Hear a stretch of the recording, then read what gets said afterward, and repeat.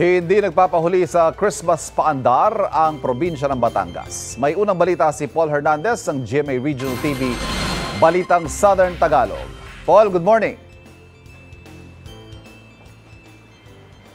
Ivan, good morning. Wala na talaga makakapigil pa sa pagsapit ng Pasko at mas ipaparamdam pa natin yan sa mga kapuso sa pagpasyal dito sa Batangas Capital.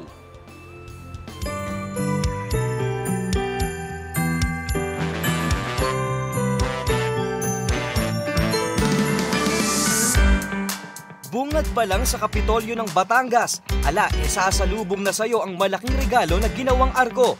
Saan man ibaling ang tingin, feel ang magic of Christmas.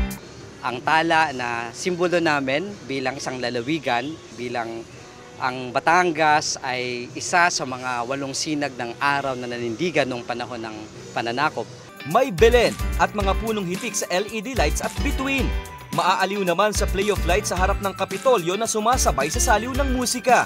Meron din tayo na sa tingin ko naman kayang tumapat sa kahit saang pailaw dito sa Pilipinas. Dagdag atraksyon ng Verde Island Passage Immersive Experience sa loob ng tourism building na para ka na rin sumisid sa ilalim ng Center of Marine Biodiversity.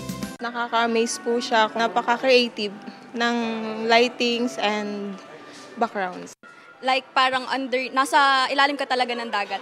Parang nag-free diving po yung experience. Katulong po namin dito ang Batangas Diverse Association para kuhanan yung mga significant areas, yung mga diving spots talaga dito sa VIP. Sa susunod na taon, abangan pa raw ang mas level up na pailaw sa Kapitolyo.